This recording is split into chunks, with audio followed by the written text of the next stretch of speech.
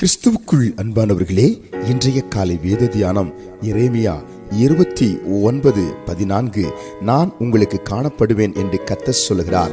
நான் உங்கள் சிறையிருப்பை திருப்பி உங்களை துரத்துவிட்ட எல்லா ஜாதிகளிலும் எல்லா இடங்களிலும் இருந்து உங்களை சேர்த்து நான் உங்களை விலக்கியிருந்த ஸ்தானத்துக்கே உங்களை திரும்பி வர பண்ணுவேன் என்று கர்த்தர் சொல்லுகிறார். அல்லேலூயா.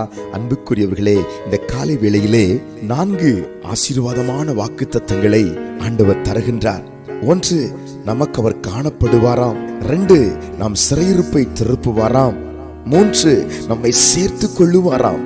4, நம்மை திரும்பி வர பண்ணுவாராம். அல்லேலூயா. இந்த காலை வேளையிலே ஆண்டவரை தேடுகிற தேவ பிள்ளைகளே, நிச்சயமாய் உங்களுக்கு ஒரு நல்ல எதிர்காலத்தை ஆண்டவர் நிர்ணயம் பண்ணிவிட்டார். நீங்கள் சோர்ந்து போகாதிருங்கள்.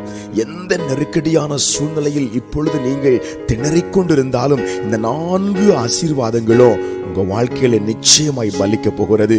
கர்த்தர் உங்களுக்காய் வெளிப்படுவார். கர்த்தர் உங்களை சேர்த்து கொள்ளுவார். கர்த்தர் உங்களை திரும்பி வர பண்ணுவார். கர்த்தர் உங்கள் சிறையிருப்பை திருப்புவார். சோர்ந்து போக வேண்டாம்.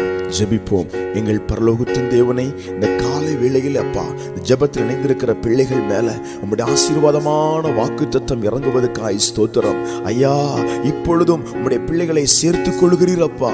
சிறையிருப்பை திருப்புகிறீரப்பா. உம்முடைய பிள்ளைகளுக்கு முன்பதாய் காணப்படுகிறீரப்பா. திரும்பி வர பண்ணுகிறீரப்பா. கர்த்தருடைய மகிமையினால் நிரப்புகிறீர். இயேசுவின் நாமத்தில் ஆமென்.